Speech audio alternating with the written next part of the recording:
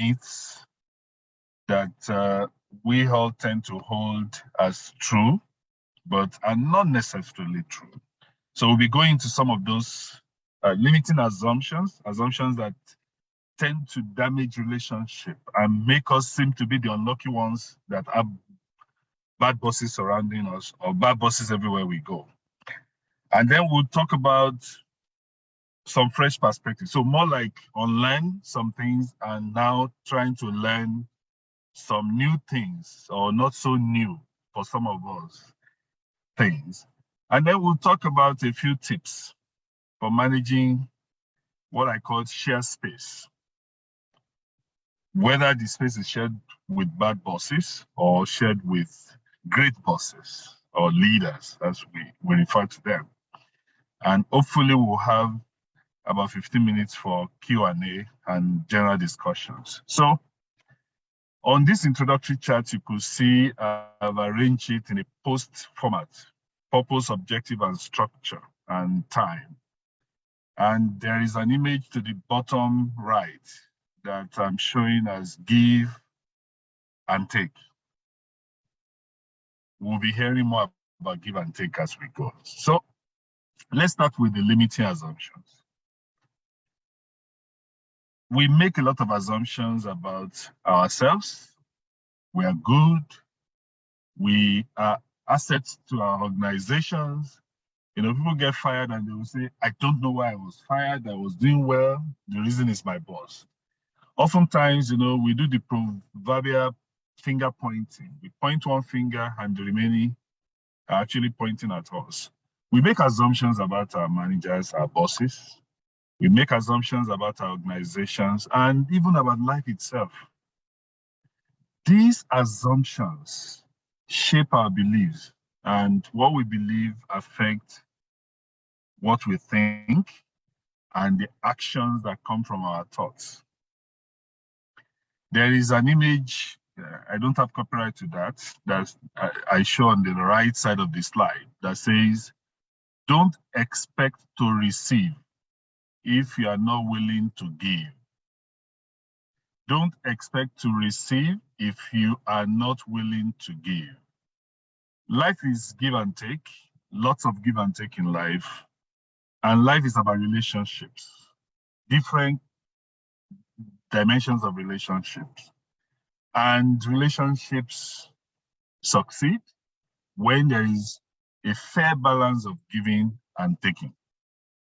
So, what are the assumptions we usually make about ourselves? Any volunteer in the chat room? No one will say they are not good at their jobs. No one. I've never come across any employee or any talent that will say, well, the truth is I'm not good. Thank you to meaning I don't have errors. I didn't make any mistake. I'm being victimized. It's not my fault. Oh, that man is bad. Everybody knows. Let me challenge our thinking. Have we ever found a bad boss, in quotes, that there will be no single person that would go along with the person, that will work well with the person, that will speak well of the person? There will always be someone. And what it means is that someone understands what it takes to work with that person. I'm not saying there are no bad bosses. Yes, there are. There are good bosses, there are bad bosses.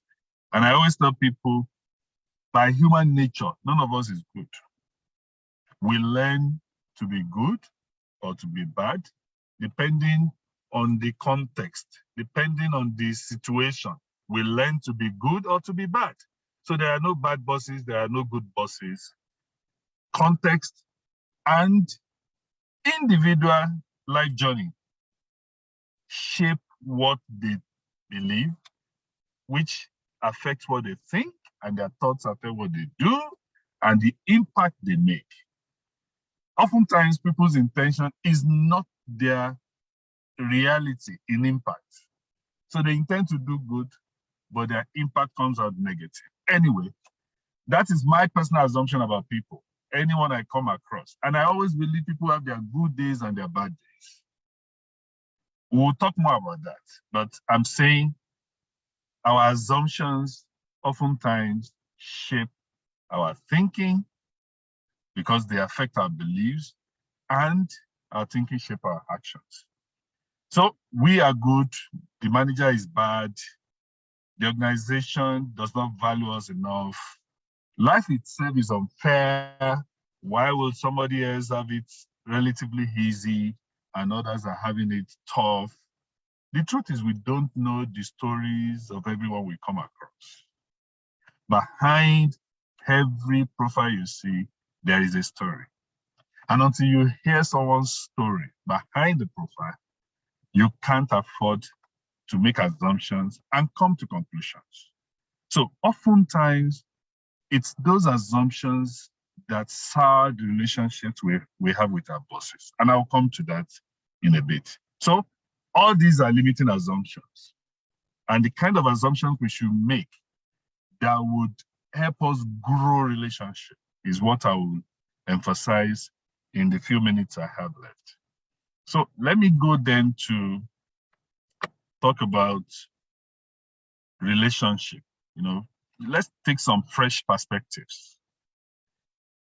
The diagram I have on the right of the slide shows a circle at the center. That circle is in red, is a red ring. And the label for that circle is U. The U is in a white space. Then it's surrounded, and that's you, that's me, for instance. And we're surrounded by various stakeholders, and we have different kinds of relationships with them. So we have our bosses, our spouses for those who are married, or girlfriend or boyfriend for those who are not, and who are dating, or friends, for those who have a lot of friends, and some of us who have very few. Even our nation, we have relationship with all of these other stakeholders. And there are many more that are not listed here. I'm just using these as illustration.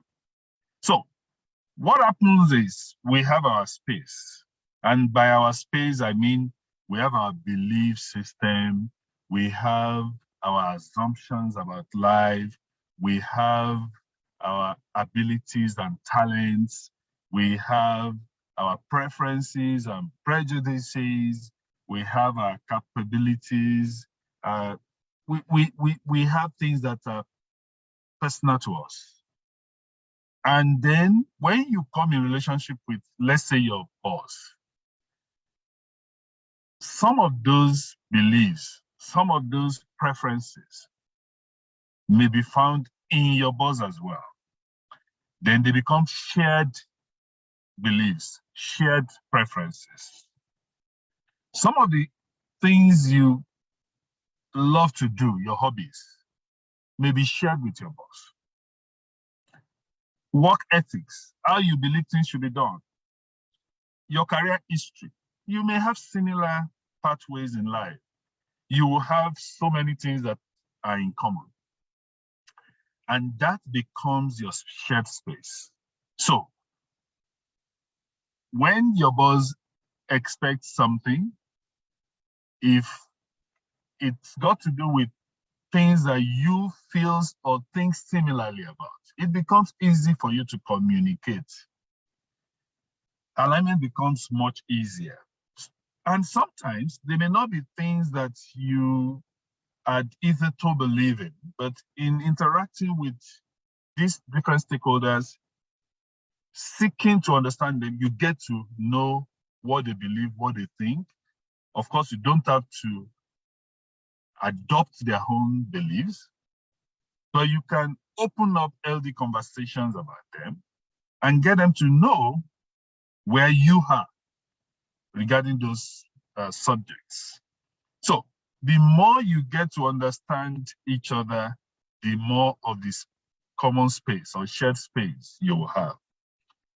So there will be career relationship with your boss, there will be marital relationship with your spouse, friendship with your friends, citizenship with your nation, with your community. You are a neighbor with your next door neighbor, and so on and so forth. In all of these relationships, what makes them work is how well the intent for the relationship is defined, and you understand the roles that the stakeholders in the relationship will play, as well as you understand your shared spaces and you are able to manage that space well. So let's now take the one that's of concern to us today. In the shared space with your boss. Any boss, good or bad, the first and most important thing is for the two of you to understand the basis and intent of your relationship. So that relationship is that the intent, the basis is usually defined by the organization. So you have your job description, your role and responsibility, your KRAs and KPIs are defined, and you align because that is the obligation you hold to your employer when you are in occupation of that employer.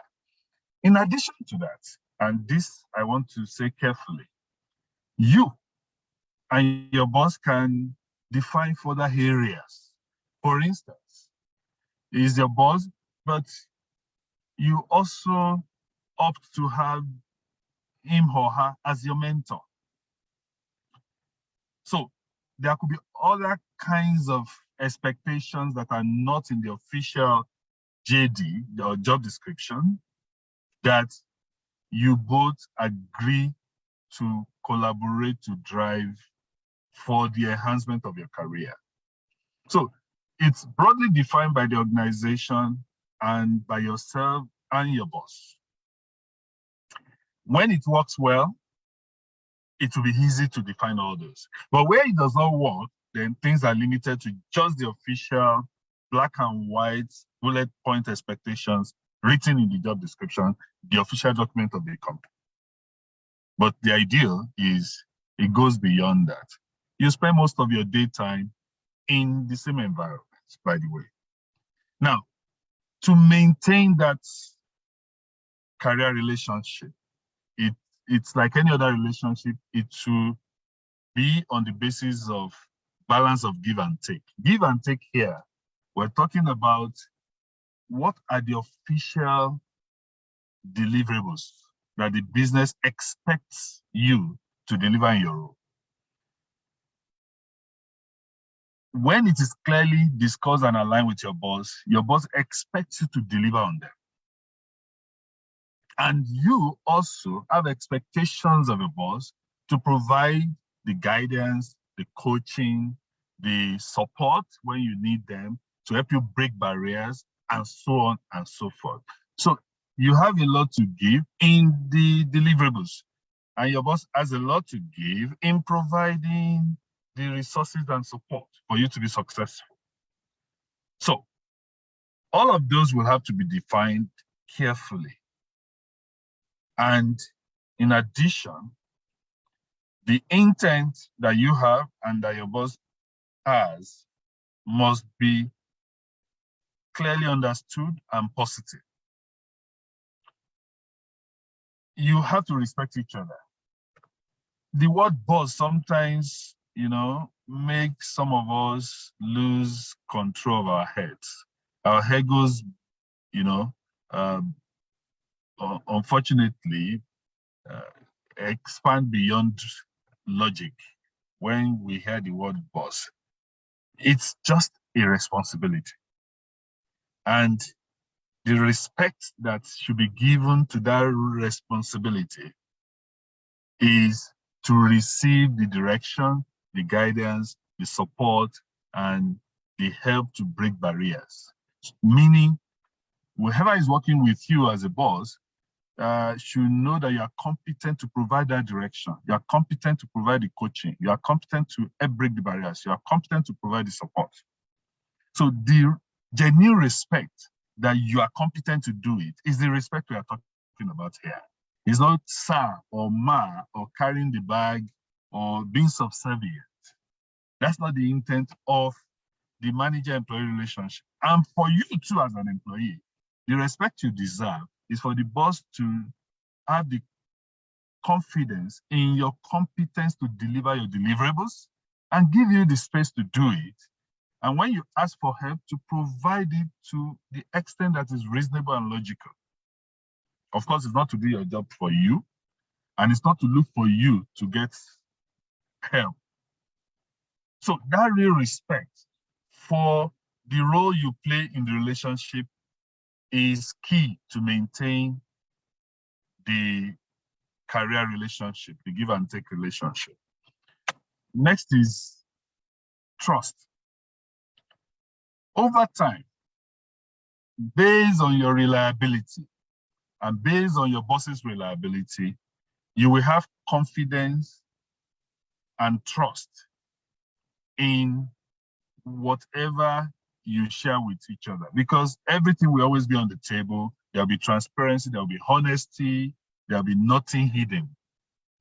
When it's bad news, it is what it is. Even though it will be delivered with empathy, it will not be quoted. When it's good news, it will be openly celebrated. So you have that trust that the boss will play the role that should be played by the boss, and the boss will have the trust that you will play the role that should be played by you and associates. Last but not the least is empathy. Empathy. Hear about empathy. Empathy is not pity. Empathy is not mercy. It's more than mercy, it's more than pity, but it is based on fact and not emotions. How do I mean? It's about wearing the skin of that person. It's about wearing the shoes of that person. So oftentimes, we don't show empathy for our bosses. Every boss has a boss too. Even the CEO has the board to account to. And the boss is depending on us to make our own contribution, which will aggregate with the contribution of other members of the team for he or she to deliver to his or her own boss as well. So when you put things in that perspective and you wear the shoes of that boss or the skin of that boss, then you know why he or she will expect you to deliver on your deliverables. The same thing goes for the boss. When he wears your skin, let's assume, God forbid, there is a tragic event. Of course, an associate that's going through a tragic event is not the same associate you go to in that situation to remind of deliverables. So empathy is about wearing the skin, wearing the shoes of the stakeholder in this career relationship to feel what they will feel. It's not emotion. It's not about emotional blackmail, because some people are very good at that. Oh, can't you see what I'm going through? I always tell people at the end of the day, whatever we are going through, competition will not wait for us. So we have to do what we have to do. Empathy demands that on the basis of honesty, you come up front. You are proactive to say, hey, I'm going through this, I won't be able to deliver that. Could you have a member of the team step in for me? That's the way to go. It's not to fail in delivering, and after you failed, say, well, it's because you didn't know I was going through XYZ during the time I should have delivered. It doesn't work that way. So it's about having positive intent, even though sometimes, the struggle is always to translate that intent to reality, so that the impact reflects the intent and not something else. Is to have real respect for each other's role in the relationship. Is to build trust through openness, transparency, proactive communication, and being plain and true. And it's about empathy, not pity, not feeling sorry for each other, but showing empathy. If we have this understanding of the relationship with our bosses, then the relationship can grow with time, with genuine effort, with deliberate choice to grow the relationship. It's different from the relationship between spouses. It's different from marital relationship. There, of course, a lot of emotion will come in because the feeling, the emotional energy there is different from this. Here, it's purely business. It's about a contract of employment for you to deliver XYZ and be guided by Mr. or Miss X. And you just have to work together to ensure that the relationship works to deliver those deliverables. So these are the 3 key points. One, that I'm trying to make. One, you need to have boundary for the relationship. And the boundary is usually the job description, the KRA, the KPIs, and so on. 2, the relationship has to be actively maintained by those 4 key elements. Clear positive intention, real respect for each other's role, building trust, true honesty, and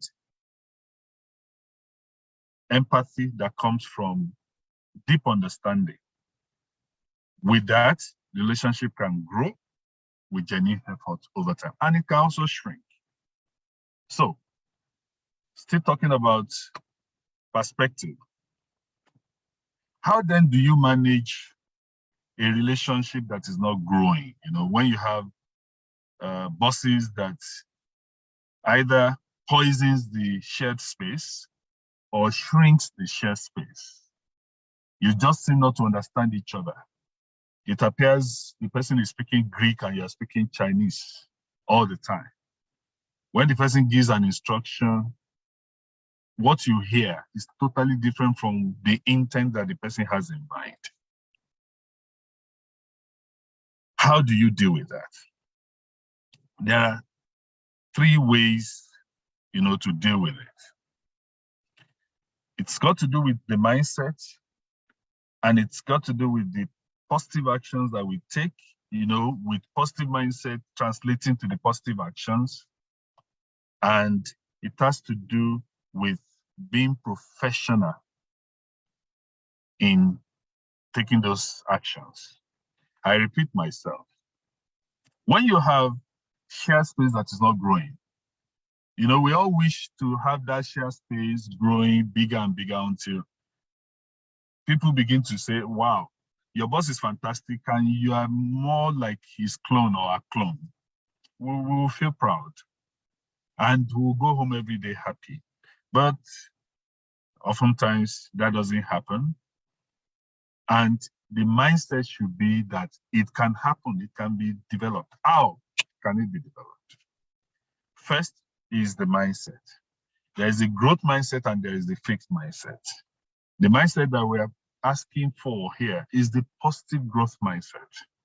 You know, the mindset that trusts the intent. I don't think there's any boss that is deliberately bad or swears when he or she leaves his or her home and says, I'm going to make everybody's life miserable in the office today. It doesn't work that way.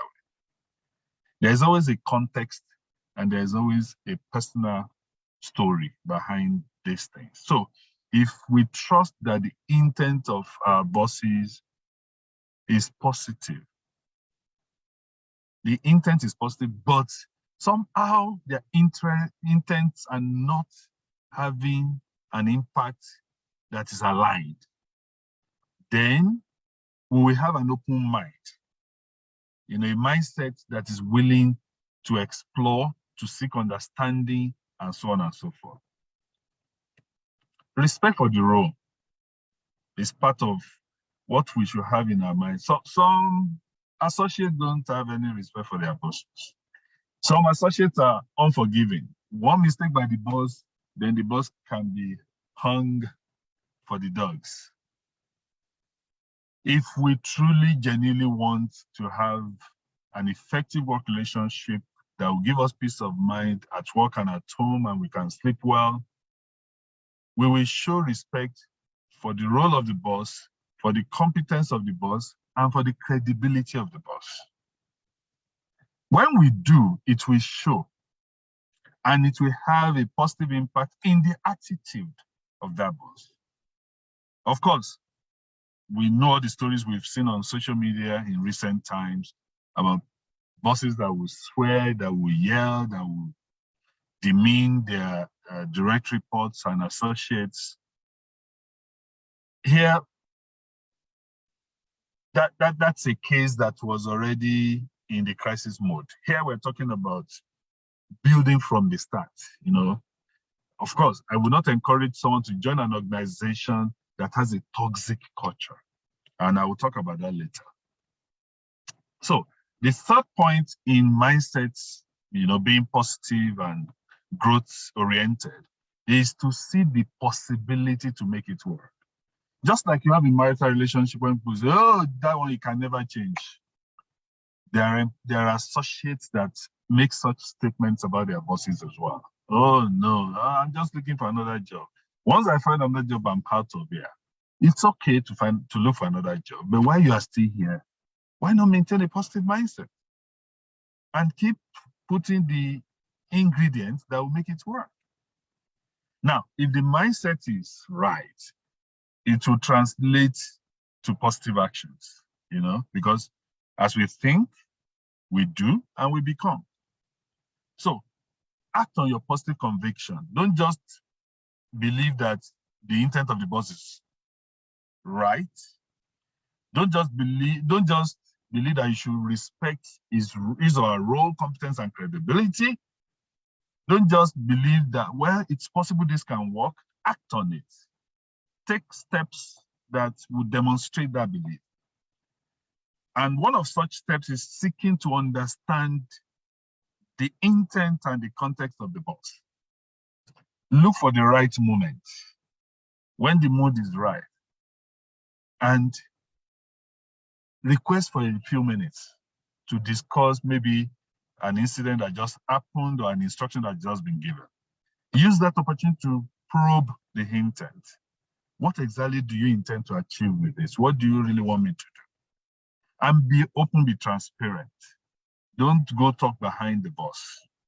Keep him or her informed. If he or she is not listening to your verbal communication, put it in writing. And as in your writing, we'll talk about being professional. Let the style show your mindset. Let the style be professional. Make the boss look good. Make the boss look good. The boss too needs empathy. The boss too needs empathy. And empathy here is wear his shoes, wear his skin, and reflect on how it will feel. So it's about mindset, it's about actions that, you know, translate from the mindset, and it's about how the actions are carried out. Being professional about it. And this is one thing I've always pushed with people when they complain about their line managers. I encourage them. In being professional here, your ultimate career relationship is with the organization, not with that individual. Soldier goes, soldier comes. One day, and the barrack will remain. The organization will always be there. So if you are relating with the guy, think of the guy representing the organization. So the organization recruited you, made commitment to you. In your addressing the issues with the individual, have it in mind you're addressing the organization.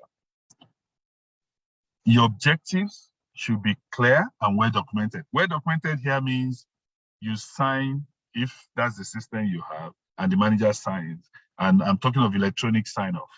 You submit it on the system, he reviews and approves it on the system. That becomes the intent that was agreed. Track your progress in writing. If you don't have a digital platform that, you know, where you can diarize your progress from time to time, you know, go on the system, real time, weekly, daily, and update what you have done on your projects. Do it on any application that works for you, Excel, Word, whatever, and share it. Share it.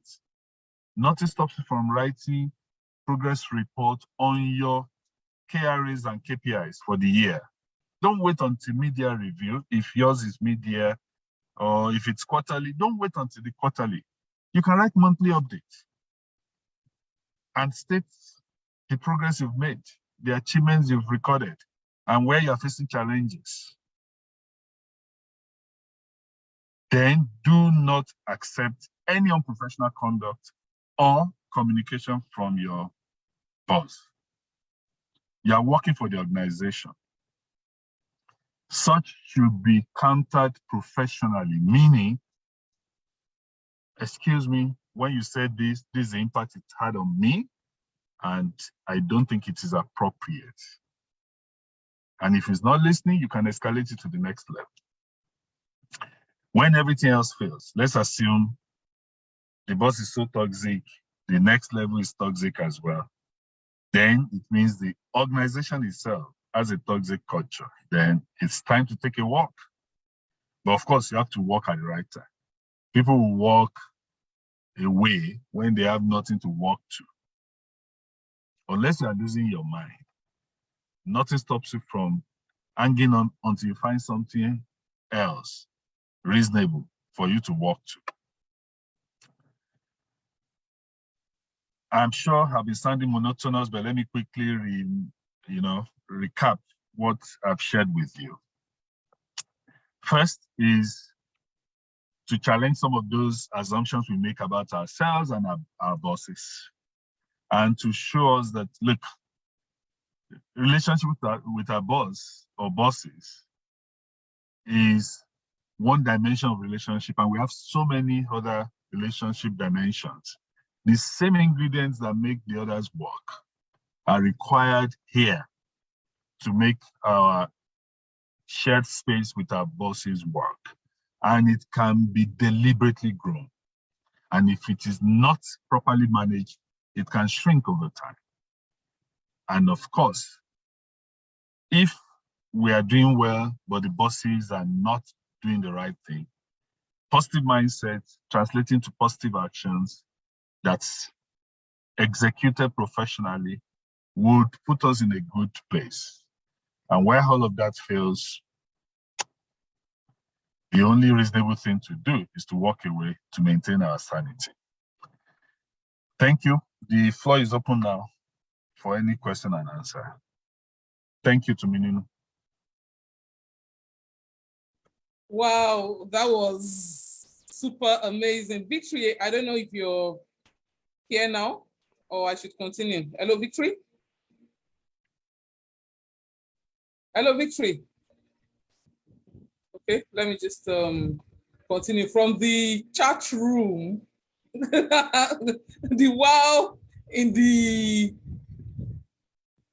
chat room, I'm already seeing the wow. It's been super amazing. Thank you so much, sir. We can see that you are in transit. We sincerely appreciate the sacrifice to come in here. Please, can we have the questions in the chat room? From your presentations, yes, Ofem is lots of knowledge. You know, as he was just talking, I was just like, this is amazing. For those of us that are just starting our career, I really congratulate you for being part of this masterclass, because this is a masterclass. Some of this mindset was passed to us by our uncles, our daddies, our mummies that didn't know better. So a number of us entered the workplace believing that the boss is actually they are bad people. You know, they are the people that are against our progress. One major take home for me is that empathy is not pity. It's not mercy. That was really, if I had to write it down, that this one I would really research more on this, because we have, thank you, that's Alex from Canada, very detailed. It was it was awesome. So please, can we have our questions? One of the things that really impressed me with Mr. Wale, Engineer Wale's profile was his beginning. You know, I had the privilege of reading one of his write-up on LinkedIn. And when he said the way he started, I was like, wow. Irrespective of what anybody says, we are the owners of our destiny and our career. It's not the fact that you don't have a rich uncle or you don't know somebody in the Senate. When I just finished school those days, they used to go like, if you know a senator, they will write your name. Then they will not send it to the ministry. So in your head, the reason why you do not have a job is because you don't have a senator uncle that could send your name to the ministry. But men like Mr. Wale and a lot of us on this call have actually debunked that. You don't need to know anybody. You just need to be valuable. So my first question to you, sir, is how did you actually build such an amazing career? I'm sure that in your time of working with so many people, you weren't giving details, but I could hear that from the presentation. You would have come across the so-called bad bosses. So have you ever had to take a walk when things were not aligning? How did you handle it from a practical experience? So I've asked 3 questions now. How did you build such a formidable profile? Can you just help us, for those of us coming behind, to at least have a bit of a pattern to follow? Did you ever take a walk? Did you ever get so bad that you personally had to take a walk? Thank you, Tumininu. So 3 questions. How did I build my career? How did I manage bad bosses when I had? Did I have them? When I did, how did I manage them? And did I ever have to take a walk? Very true. The last 2 questions, the answers are yes, but I'll come to the details. In terms of building, regarding building my career, I would say I didn't know that this is what it would turn out to be years ago. I was just taking a step at a time. So let me start by saying what I think helped. So what I think helped me was when I was starting my career, I was spiritual. I was trying to, I did mention that dimension of relationship, the spiritual dimension. I was investing a lot of time in trying to know God. And it really helped me. How? It helped me put things in perspective. So I had a bigger picture in front of me. I could see the bigger picture of the entire thing called life itself. And I made some clear choices then. So that, I think, most people say, oh, it's God. And they're right. But I'm putting it in a practical form. It is God. And what that meant for me at that early stage when I was in my 20s was I was really seeking God. And I was building my relationship with God. And that helped me to have the right assumption about life itself. I give you an example. So I knew that I wasn't going to be rich by collecting bribes. And I knew I wasn't going to be rich by claiming to be what I was not. So by the time I attended my first interview, that spiritual conditioning of my mind helped me to secure my first job. The humility, the value system I had, the way I communicated in a balanced way, not exaggerating what I knew or didn't know. I didn't know much at that time. And being open and vulnerable about my background, because my dad was a security guard. My mom did not go to any school, not even primary 1. And she was just a petty trader. So I was able to talk about my background without shame. So I think that was what my relationship with God did for me. It wasn't religion. I was born into a Muslim family and I was a Christian, born again Christian, very young, very active. in seeking God. And I'm not even talking about having a role in church here. And I'm not saying it has to be Christianity. For me, it was Christianity, and genuine one. And it helped to condition my mind for interview. 1. 2, it helped to shape my behavior at work. I saw some of my colleagues that were making some extra money that they shouldn't make.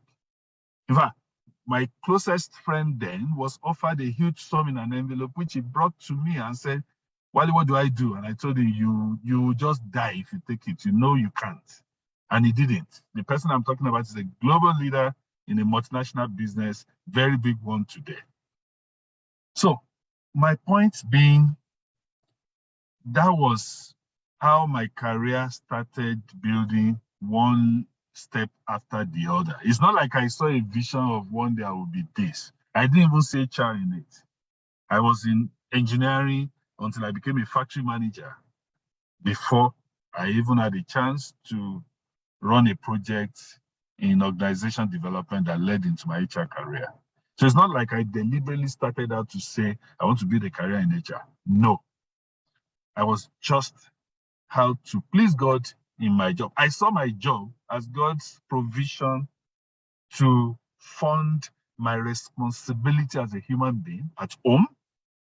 Even though I wasn't married yet then, I held it strongly that if I could not provide for my household, that would be worse than an infidel. And 2, as opportunity for me to fund the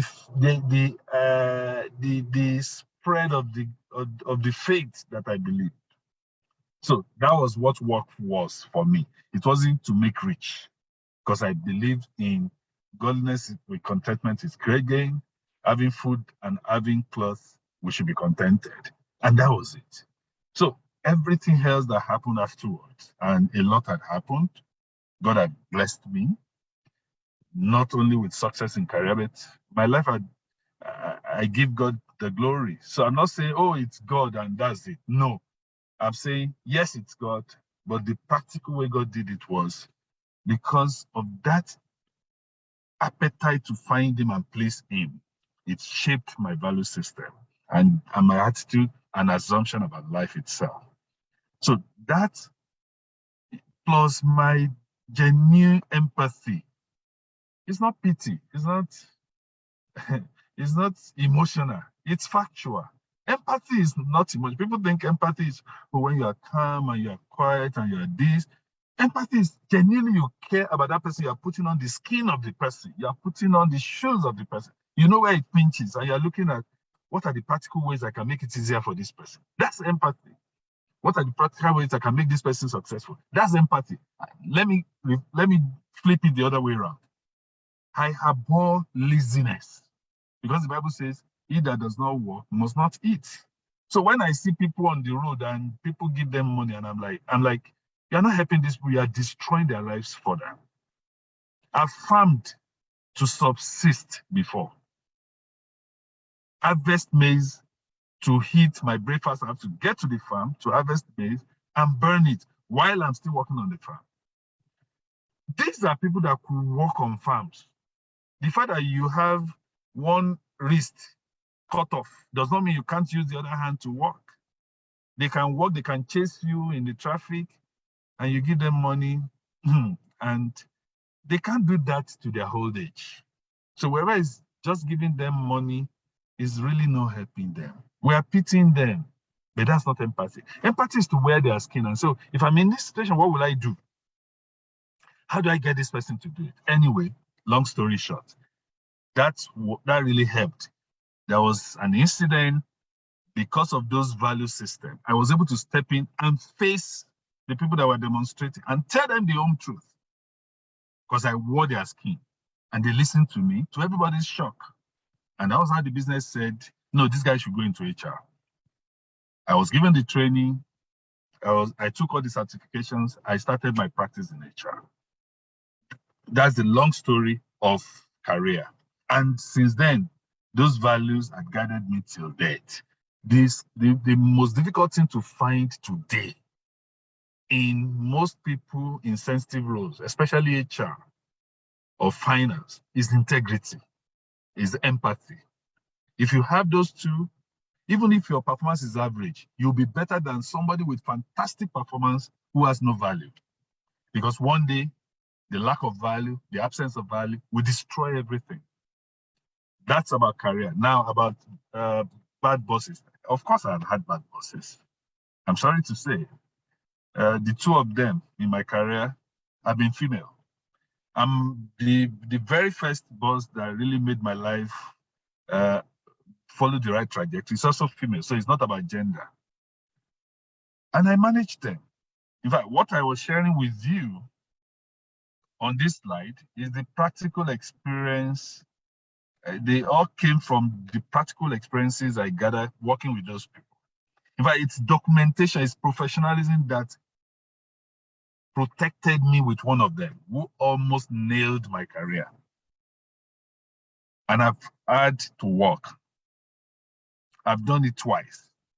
First time I had to work was with a bad boss. After my professionalism had protected me, a better offer came, and I gave it in a way that was dramatic. So I dropped the pen in a dramatic way. And in my career, this is my 30th year of working post-NYSC. I will leave one job on a Friday and I will resume at the next place on Monday. No break in between beyond the weekend. That's how I've changed job the 3 times that I've changed job. I've worked for only 4 employers in my career. So I dropped the pen dramatically for that bad boss. I achieved so much, yet she was always looking for how to nail me because she failed in an area and the executive team said, we need someone dedicated to that area. They wanted to reduce our scope. And they did it and gave that to me. And I turned it around too quickly. And she tried to nail me. The rest is history. Second time I have to work was when a promise was made to me that wasn't fulfilled. I was to be given a role in the region outside of the country. And they gave me 3 things to deliver. And I delivered excellently on the 3. Thank God, professionalism. I was documenting everything. And they met me and said, look, let's tell the truth. You delivered fantastically on the 3. And we're going to even give you a special bonus for that. But for the position we promised you, the global board did not approve. They said we shouldn't go with the position for now. And I sense that my trust is being abused. So I decided to work. Same day that was communicated to me, I dropped the pen and I resumed. Again, I quit on Friday, resumed in the next place on a Monday, middle of the month for that matter. So when you have the right set of values, when you have God on your side, when you are professional in your dealings, when you have empathy and positive mindset about people around you, and you act positively, even when there will always be a few that will misunderstand you and misread your intent, you will make a success of your career if you follow the professional approach. You don't talk behind, you don't go and form a complainants group or a rumor mill, but you deal with it professionally. You are factual, you present the facts. I always tell people, and this is what I expect everyone to do with their career. Whatever I cannot do in my profession, at least 8 or 9 out of 10 will not be able to do it. Mm. That I promise myself. And with God's help, I always learn and learn and learn. Anything is new, I learn about it. And I ask questions, and I learn from everybody, including the millennials that are in my team. So that's number 1. Number 2 is your life should not be tied to your salary. You should be able to, you should always have a personal life continuity plan. Mm. What if that business collapses today? What would happen to you? I'm not saying you will earn 100% of what the business is paying you, but at least you should have a clear plan to make minimum of 20%, 1/5 of what the business is paying you. Because ideally, 1/5 would be your expenses on food. and the other subsistence needs. If you don't have that, even if it is as simple as buying and selling, if it means taking your vehicle, and if you don't have a vehicle, going on a public transport to a nearby village to buy fruit and bring it to town and sell. I have carried food items on my head to hawk for several years in my life. So I don't see anything shameful as long as you're not stealing. Don't allow any surprise in your life. You should be the master of your destiny under God. And that means you are not afraid that being true, being professional, they may sack you. If they sack you because you are professional, believe me, others will find you eventually. Thank you. Wow. In fact, the chat room is just buzzing. We know your time is precious. We have another speaker, but there are questions that we just can't run away from.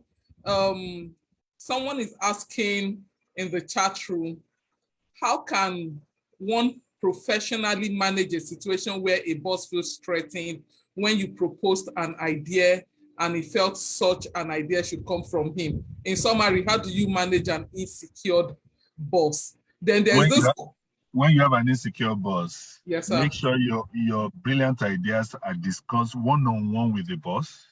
And when he gives a go-ahead on it, draft a memo with his name as the one that has the idea. What's important to you at the end of it is not whether people knew it's your idea or not.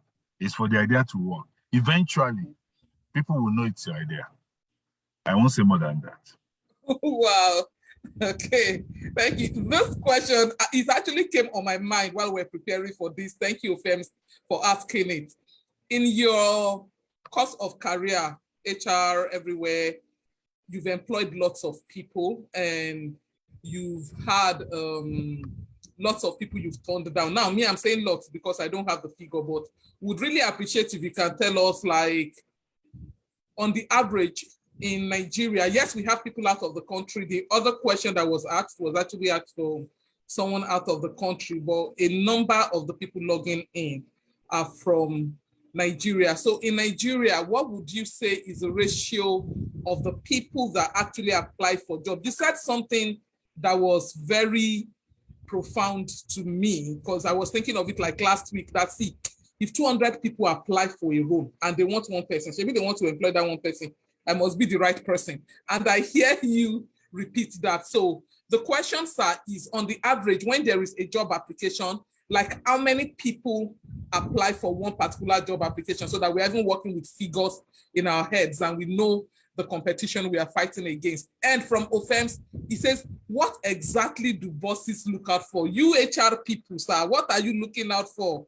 Why do we apply and we don't get these jobs? Why does it look difficult to get? And the third question is, as a boss, and I really love this, as a boss, how do you combine being flexible and being rigid? I know you've spoken about that, talking about empathy and pity. Let me start from the last question, being flexible and being rigid.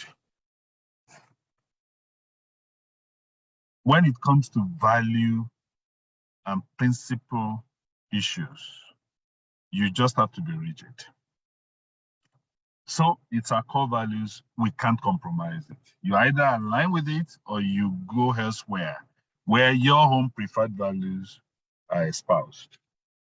So you just have to be rigid when it comes to core values of the organization, principles that the organization cannot compromise.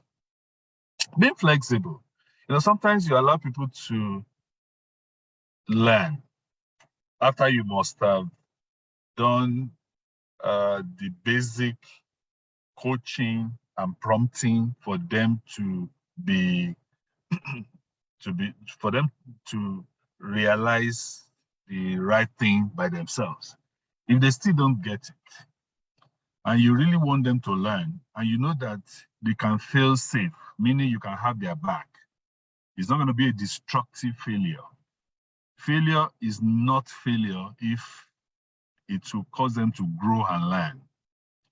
So you allow some flexibility, allow them to try the idea that you know will not work, and you have done your best to guide.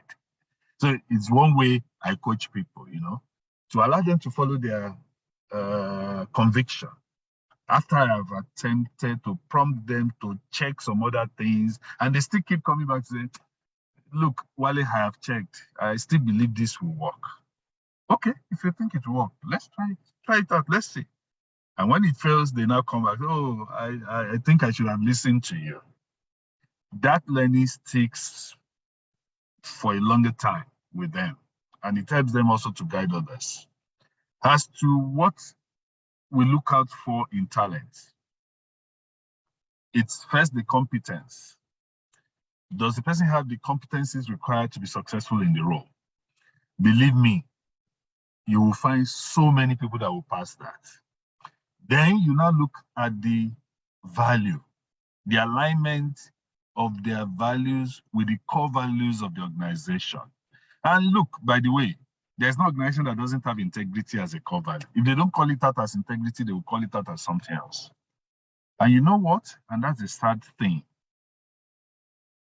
The culture of getting rich quickly, of placing money before results, before delivery, before achievement, of getting reward before delivery. Reward means you get as a result of performance. But the mindset now is changing. Before you even have a chance to talk about the details of what the person will deliver, they're asking you how many digits is the pay that you're going to pay me. The emphasis on the pay is unlike what it used to be. And the lack of integrity, you find people forging certificates. You find a lot of misrepresentation of facts. And by the time you go into background check, you now find out all the claims they made are untrue. You find people claiming to have completed projects that they did not even participate in, that were run by their superiors and maybe associates, and they claim they did it. And by the time you now place them on the job, on the basis of they having that experience, they now begin to struggle. So what you look for, number one, is, does the person have the competencies? And number two, integrity, and the other core values of the organization. For the competencies, you can make up for it. If they don't have all of it, you don't have to tick all the boxes. If they have a little gap, over time they can develop and close the gap. But for the core values, you just can't compromise. And talking about number of applications for every job, they're in tens of thousands. But the serious ones, out of every 10,000, you may not get more than 500 that are really serious applications. The others are just, but it's like most people now just throw in their applications without even reading the content of the job vacancy advert. I've seen people, applying for, you're asking people to apply for manufacturing excellence manager role. And people, throwing in the applications, they've got nothing to do with manufacturing, and they don't even understand what the role is about, despite the description in the adverts. And a lot of funny things go on out there. It's just a pity that we find ourselves in such a situation. So out of every, so how do we survive, being swarmed by those applications that are irrelevant? We don't do physical anymore. So you're not going to send in an email application or writing, no.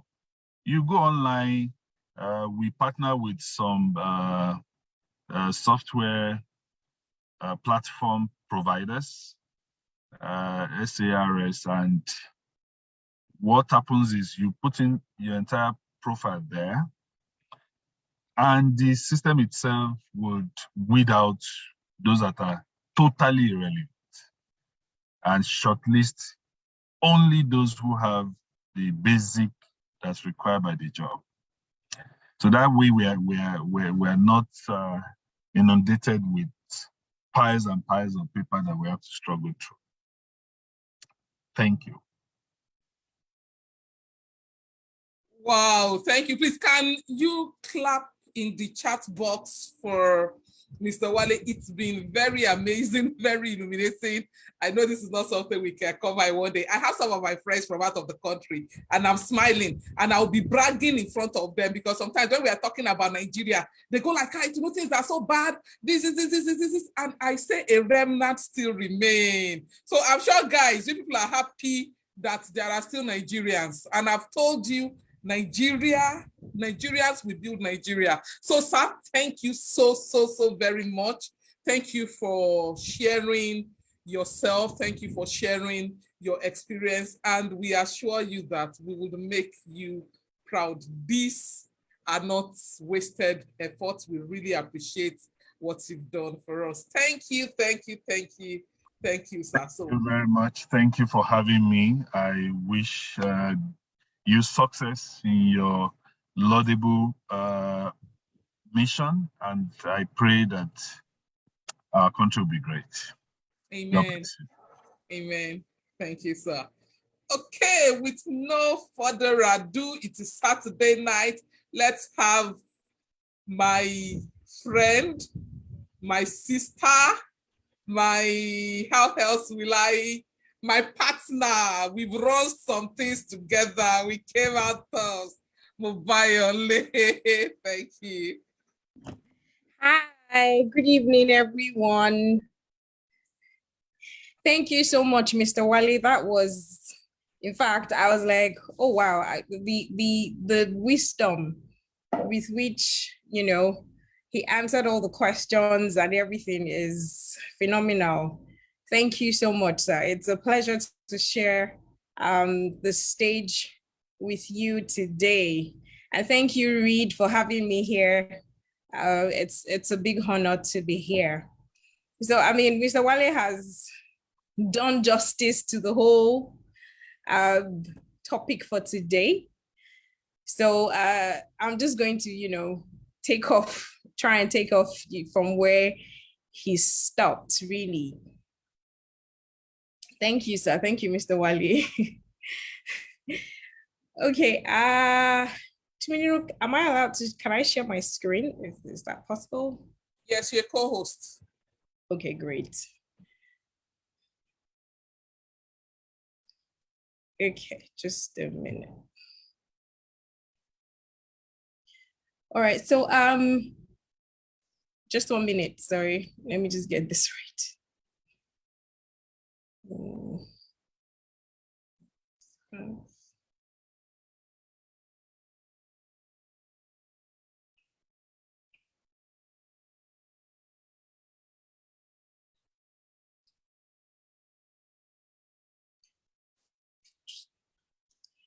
Uh-oh. For a minute, I'm just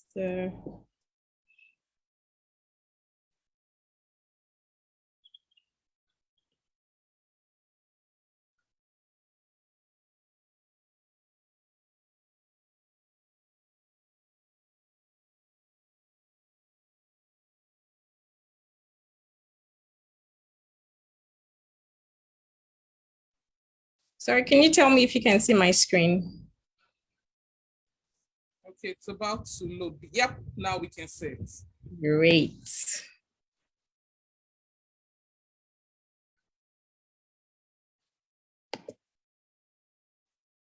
Fantastic.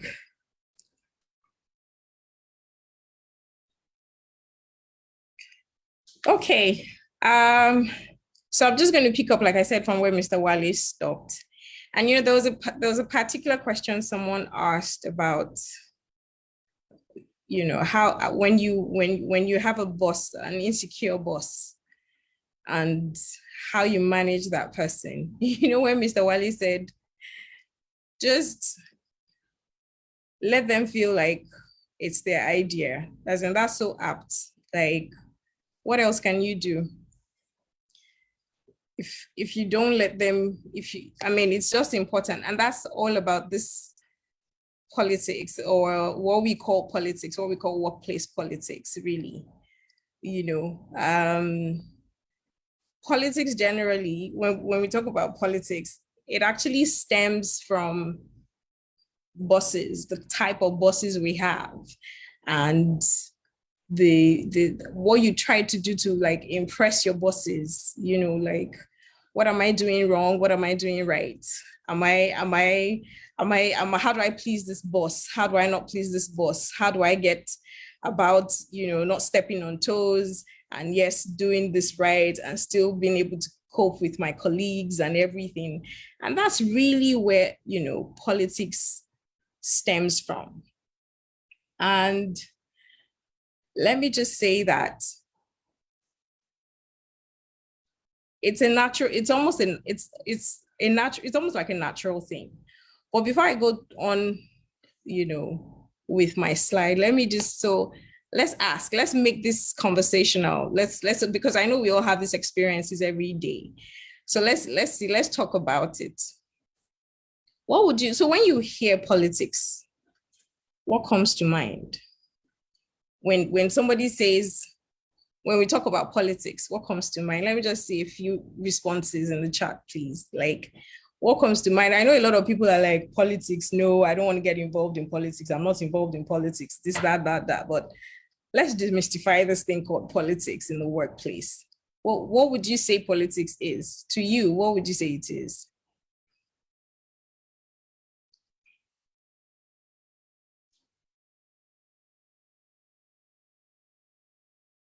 You usually think politics is a negative thing, right? Yes.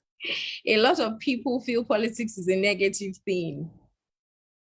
And that's why I think that, people don't want to associate themselves with politics. So when you're in the workplace, it's like a sacred thing. It's like, oh, don't talk about politics. Don't mention the word politics or something like that, But the funniest thing,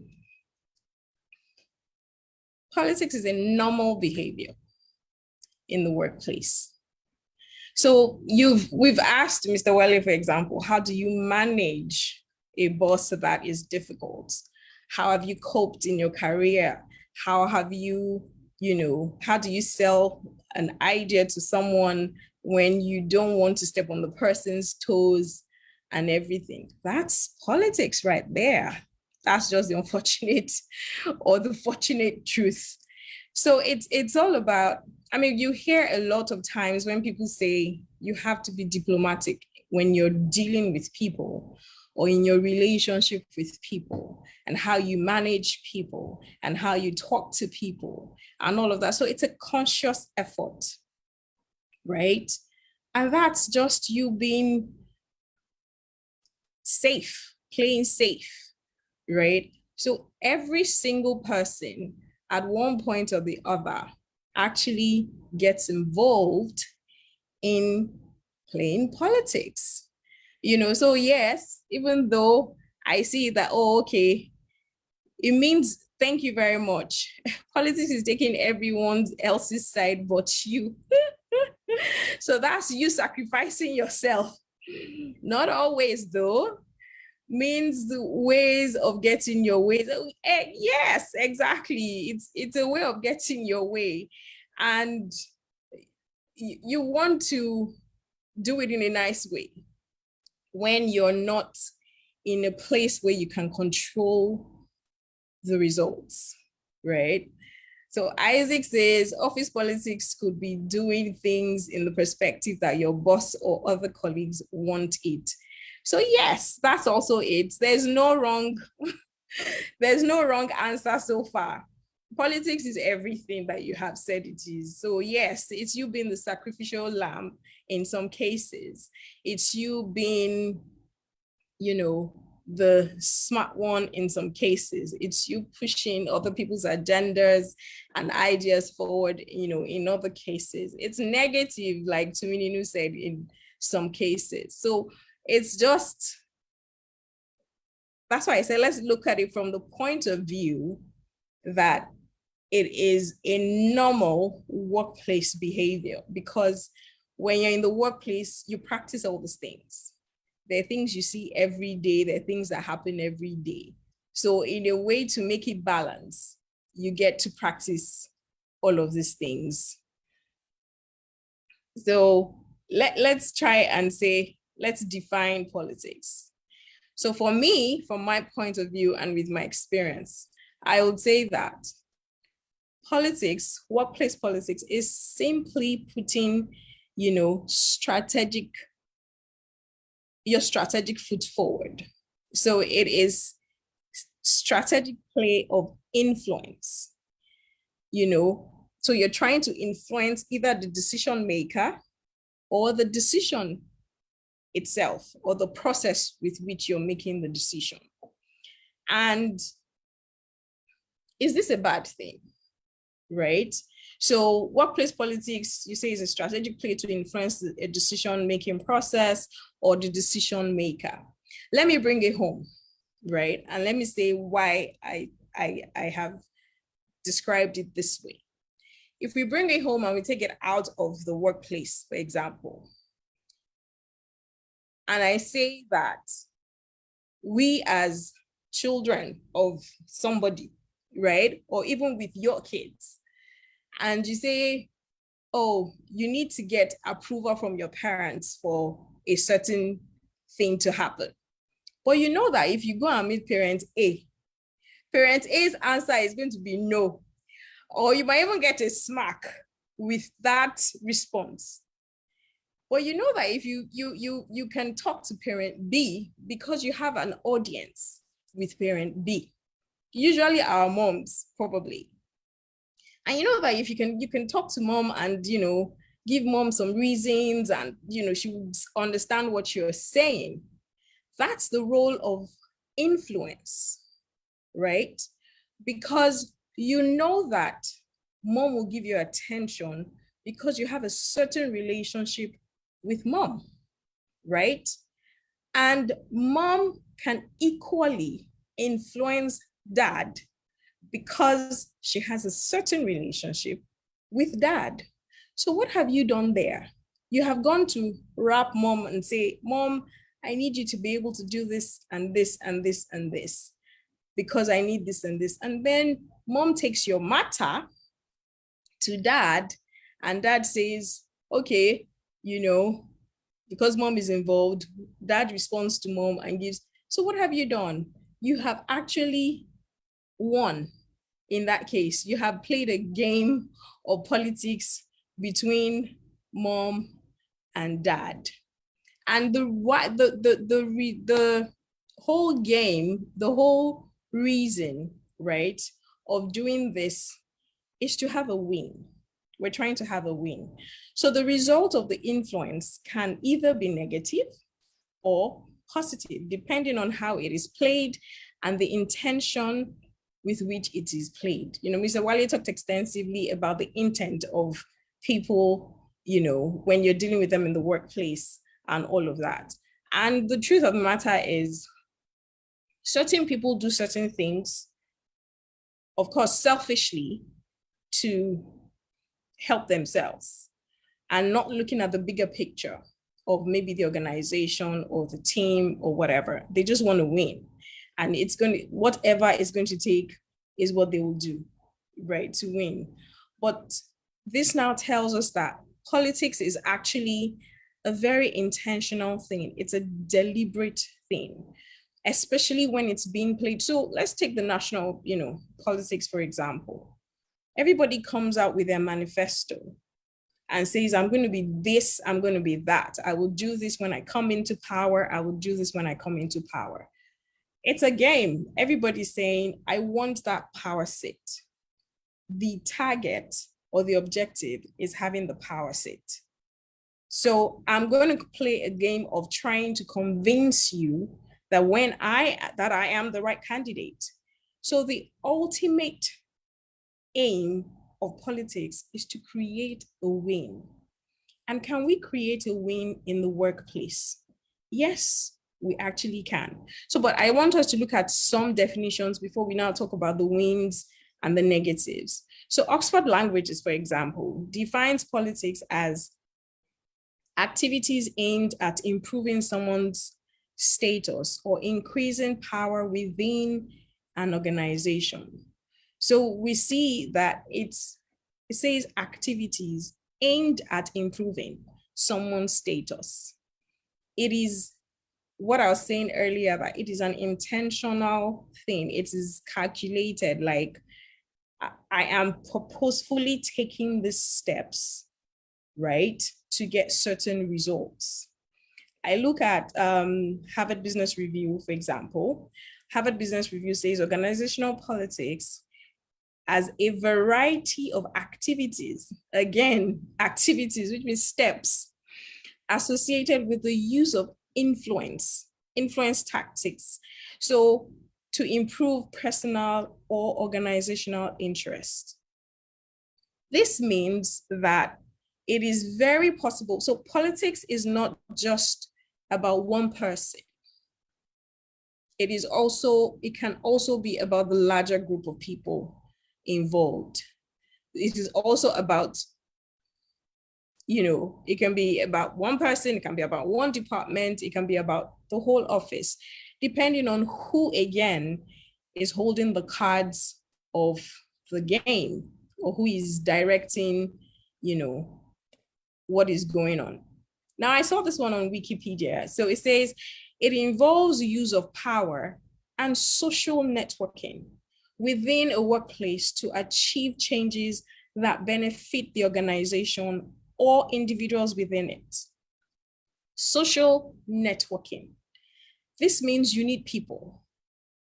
You can't be the only person to do this and achieve a great result. You need people. So you don't play card alone, do you? It takes two people to play a game, which means, so for example, the people you meet in the workplace, how do you build your relationship with the people you meet in the workplace? There's something called social capital. I'll still talk about that later. But I'm just trying to emphasize that even networking. So we say, oh, I'm going for a networking event. Why are you going for a networking event? What's the aim of attending a networking event?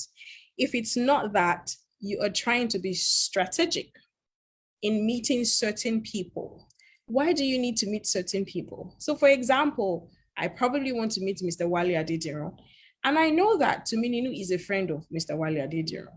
So what do? Tumininu is my friend, or she's somebody that I think I can approach. I go up to her and I introduce myself. Oh, hi, this, da, da, da, da, da. We form friendship, right? And then we start talking and all of that. So if you're a very strategic person, you will know when to play your cards, because people don't like to feel used. So when you meet someone and then you're like, oh, okay, you let the friendship, grow and blossom a bit before you throw in your ask. And you're like, oh, I like to meet this person. But all the while, you actually knew that you needed that contact to get to the next person. For example, there was to me, I don't know if you remember the conference we were with with a lady who was talking about some lady she knows she needs for a project she's about to birth. The project has not started, but she knows she needs that person for that project when the project starts. So she started tracing this person from a year ago. That's strategy. Strategy is equal to politics.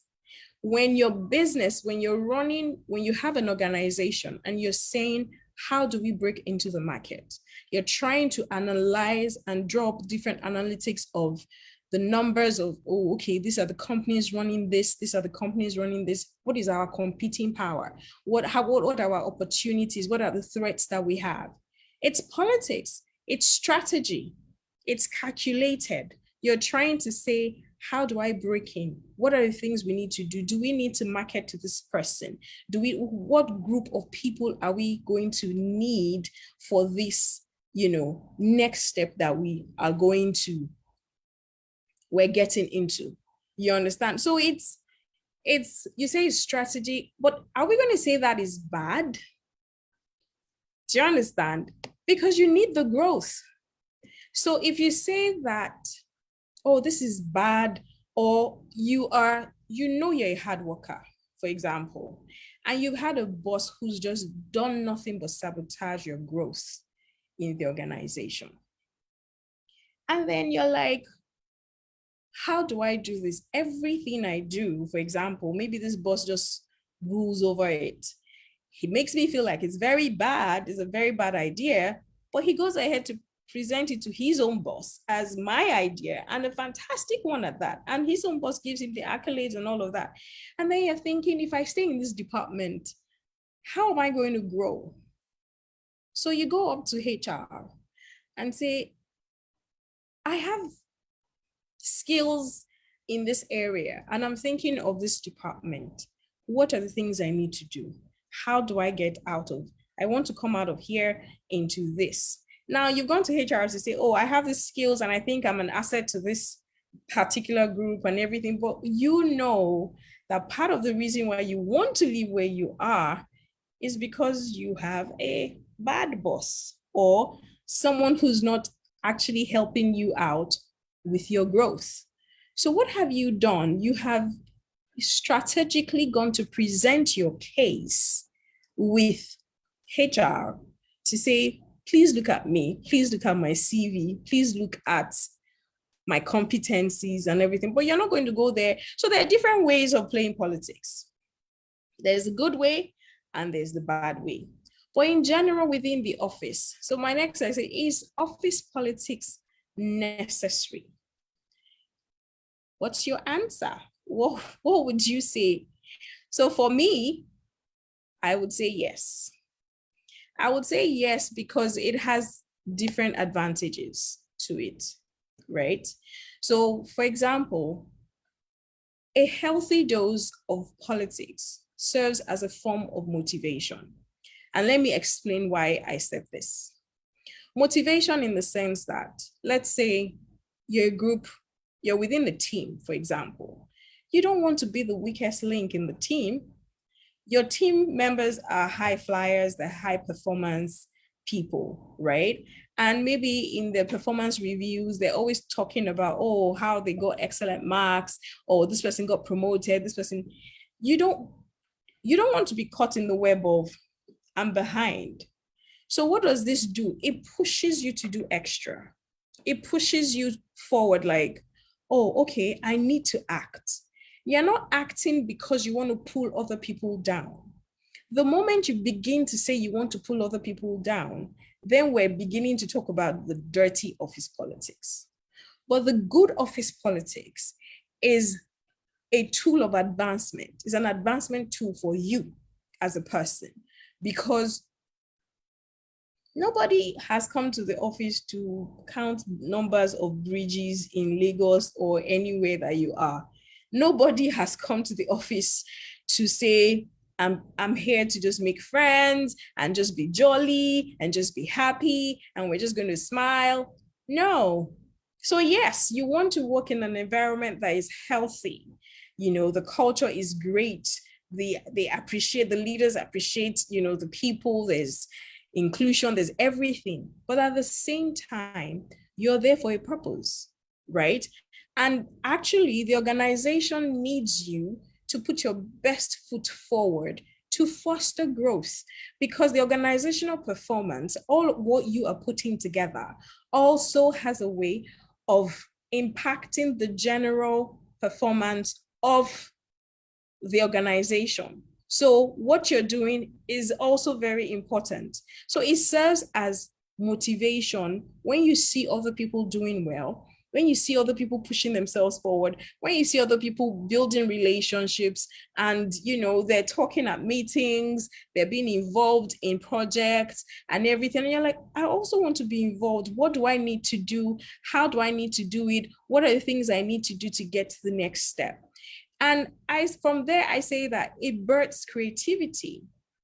It births creativity because you're encouraged to think outside of the box. So, oh, my colleague has done this, my other colleague has done this. What can I do that is different to make my work to let my work speak for me? What extra percentage of myself do I need to apply to make my work, speak for me? So it births creativity and innovation, because you begin to think and you begin to say, okay, how can I apply this? What can I do? How can I think out of the box? You do your research. If you have to do personal training for yourself, you go for that, and you keep pushing, saying, oh, okay, I can do better. I can do everything, every strategy. So for example, when you're going into an organization, you have a goal and you're like, I want to give myself, you've read up about the organization, this is what the organization does. And I'm like, oh, okay, I've given myself how many years in this place to be able to learn this and learn this and learn this and learn this. So when you get there and you see, oh, okay, how are people doing it and what are they doing? You won't fold your hands and sit back, but rather you'd push forward and try to make sure that you are getting the best of the organization, and the organization is likewise getting the best of you. And that's what the motivation and the creativity and the innovation does for you. So, and the truth of the matter is, when organizations bring us in, right, they want us to be authentic, right? And they want us to bring our best foot forward. Unfortunately, sometimes it doesn't always go like that, because life is just not fair. That's the honest truth. Life is just not fair, and it just doesn't always go as we think it's going to go.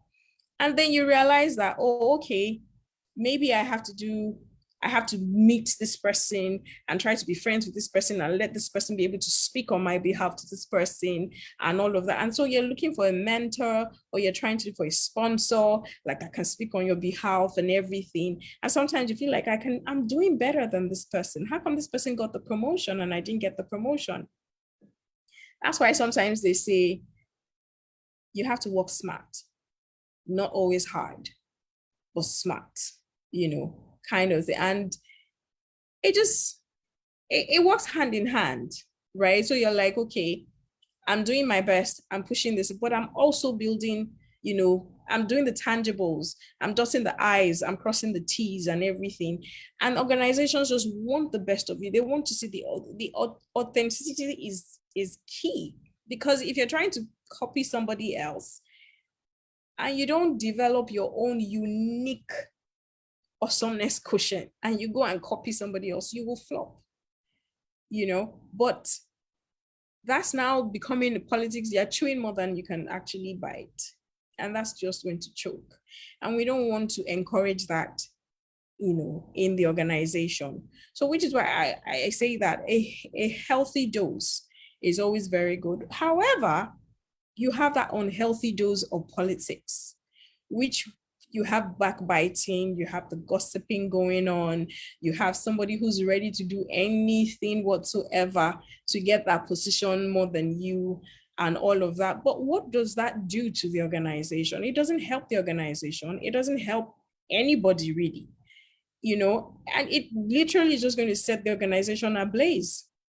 So we now go to, how then do we now manage you, which is you within the organization? So the first thing first is have an open mind. When you're going into an organization, you're getting a job and you're going into an organization, have an open mind. Accept it that, look, everybody here is not here to look out for me, but I'm here to look out for myself. So my growth plan, my acceleration, my achievements is my responsibility. So first of all, have an open mind and accept it that, look, politics exist. So when you see anything happening, when you see it, probably it's the dirty politics going on, the dirty politics of people setting you up and all of that, or dirty politics of, oh, she's not doing well, they want to pull, she's doing well, but yet they're pulling her down or something like that. You begin to now think of, how do I manage myself? But first of all, do yourself a favor so that you don't get offensive every time. do yourself a favor and just say, okay, I'm here for myself. And I know that everybody's intent is not going to always be as clear and as pure as my intent for me, so which means you look out for yourself. And then when you get into an organization, watch,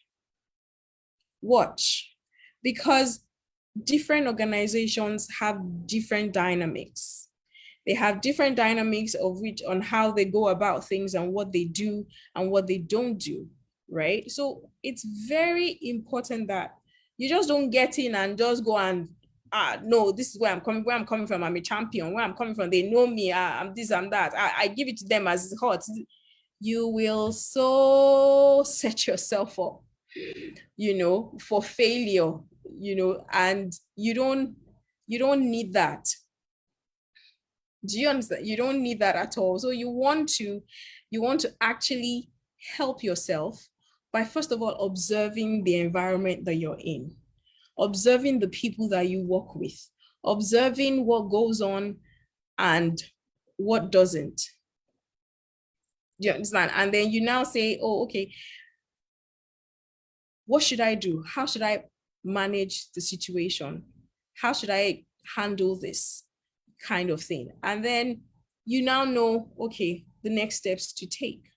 Like, should I talk? In this place, you don't talk. If you talk back to the boss, this is what. So maybe, for example, you're coming from an environment. So I was at a webinar yesterday, for example, and a lady was giving, when she was sharing her experience, she had worked in Boston and she came to Nigeria.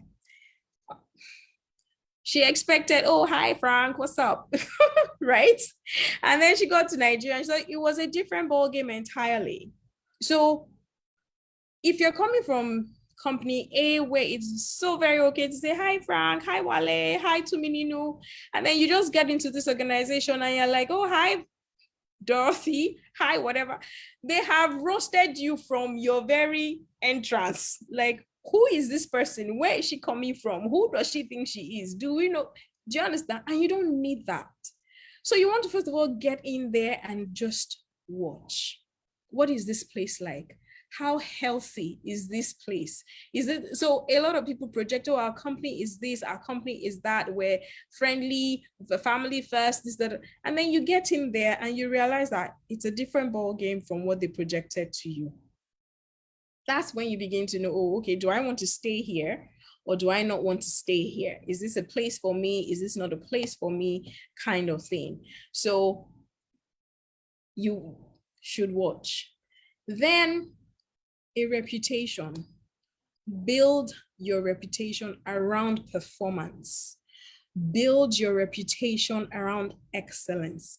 Let your work always speak for you, so that if you are in an environment where dirty politics happen, even when they sit down at the table with you on the table, right, your work speaks for you. Because trust me, your team member that just smiled at you and gave you high five or thumbs up for that idea, that beautiful idea you had, has just actually gone behind you to slay you with the boss and has killed your idea completely. However, if you're known for diligence, if you call your own personal values speak for you every time, and they say, I know this person, because there's a lot of times where you're not there and your name comes up. It may now not be, in fact, your name could have come up from any conversation. You may have probably not even been the person on the table at the discussion. It could have been somebody else, and somebody like, oh, yeah, and this person that works with this person, blah, blah, blah. And then they're like, oh, yeah, somebody picks up on you. So if at the board meeting or at the executive meeting, I've seen this happen so many times, and at the executive meeting, and somebody says, I don't like that person. She's this, is that. He's this, he's that. And then the other people will say, oh, no, but I think this, it might be somebody who's not even from your team, not even from your department, not even, has nothing to do with you. that will speak for you at that time, which is why it is so important that you build a reputation that speaks of excellence. Your dressing, your communication skills, your work, your timelines, as in like be a deliverer.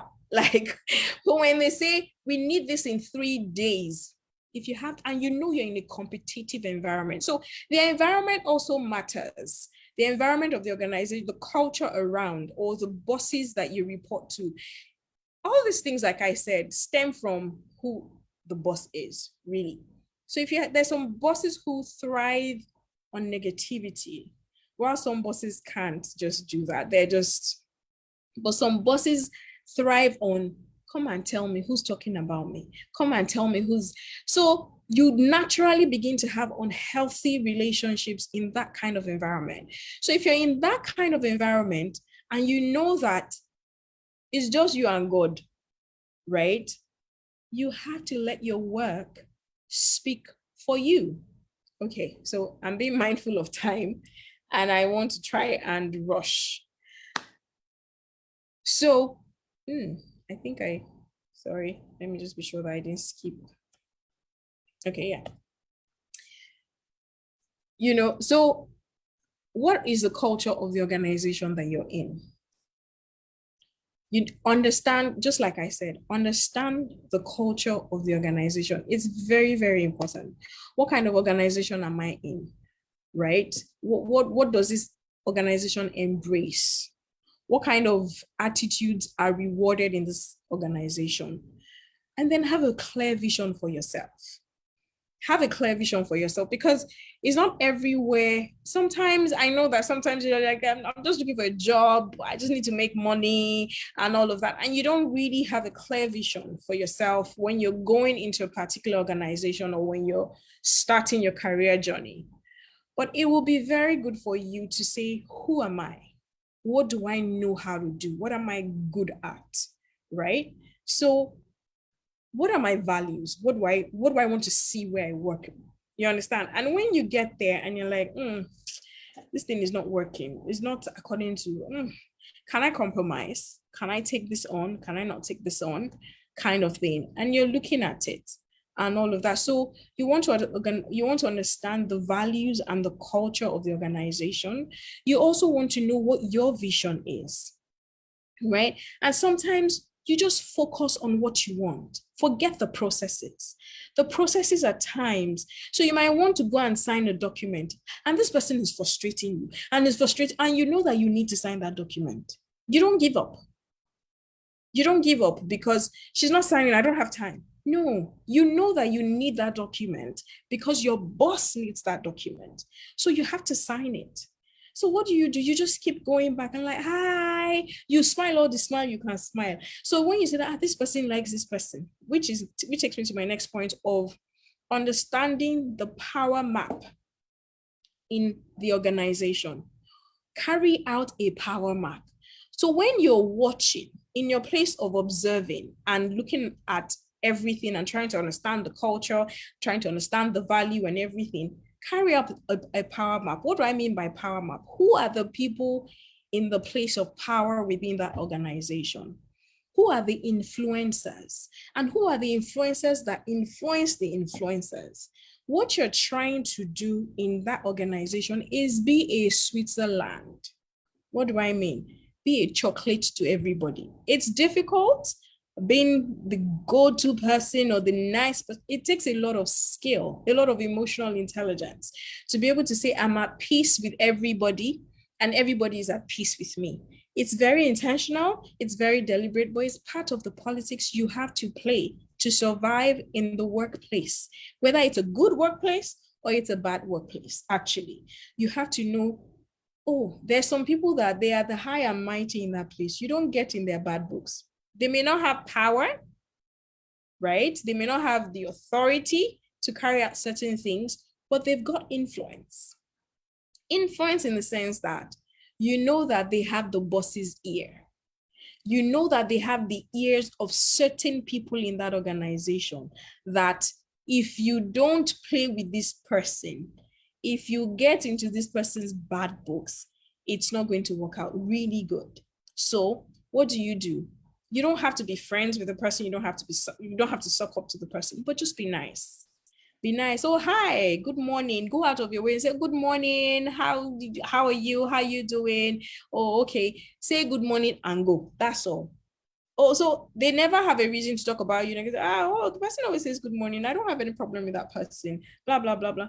But let them also, so you've built your own powerhouse for yourself, which is, this is who I am. This is what I stand for. I'm a person of integrity. I don't do this. I don't gossip. Because you will find people gossiping. Should you meddle with it? No, keep quiet. You don't have to talk about it. You don't have to talk about whatever it is they're talking about. But you're trying to build a relationship. You're trying to build relationships across, the general group or the whole office and everything, which is why I said be a Switzerland. Switzerland is the home of chocolate. Who's enemies with chocolate? Nobody. I don't think anybody's enemies with chocolate, really. So everybody likes chocolate. You may not eat it every time because it's too sweet or it makes you add weight or something, but you can't be enemy with sugar. You can't be enemy with chocolate. You can't be enemy with water. So that's your aim. Let me be water. Let me be Switzerland where I am. So build, and then I said here, be intentional and build relationships. Social capital. Your social capital is very key. Your social capital is like an investment for you in the workplace. It's that thing that speaks for you when nobody is there, and when you need help, you need to learn, you need to build, you can call on people and say, oh, hi. So, that's why when you have identified the power map and you're trying to make everybody friends with you, or you're trying to be in everybody's good books, the day you need help and you need something, and you go and walk up to someone to say, oh, please, may I? They're there to listen. They may not do whatever it is you want, but at least you have their ears. So dirty politics, the truth of that thing is, dirty politics, it sinks the organization. It frustrates growth, innovation, performance. It speaks of misalignment. Let me try and give you a personal example. In one of the places I used to work, it was very small organization, but the politics in that place, Jesus Christ, is thick. But you realize that the organization just keeps circling. It just keeps circling. Why? Because somebody is holding on to information they don't want to share with you because they don't like you. Somebody else is bickering about somebody else instead of working and focusing and letting us deliver on what we're supposed to deliver on. So that is, and somehow negativity is strong. When you have a negative group of people who just align, together and say, oh, okay, we formed a bond and we're just going to frustrate, everybody in this circle who doesn't play our game, what do? You actually pull down the success rate, the growth rate, the good performance rate of the organization, because there's a misalignment. So this person is saying, can you please just think about the organization? Can you just look beyond yourself? And this person is saying, no, don't you know who I am? I am the alpha and the omega in this place. You give me respect. Is it worth it? No. I haven't seen it worked out well for any organization. It doesn't work out well. There's no point. So don't let's play politics. Don't let's play the dirty politics. Don't let's get into the mud with other people. It's not in the best interest, not for you. It's not even healthy. So you come back home every day all stressed up because of something that has gone on and something that is just, it's not in anybody's best interest. And the organization is actually paying you they've hired you as a talent to promote their vision, to promote their business. But what are you doing there? You're pulling it down by playing that dirty politics. And you don't need that dirty politics, but you need the good politics, the strategic politics. So let's take it away from politics and call it strategy, your growth strategy, your behavioral strategy, your learning strategy, your everything, your friendship, your relationship, networking strategy, everything. So we're taking away the name politics and we're replacing it with strategy, because that's what people are more comfortable about.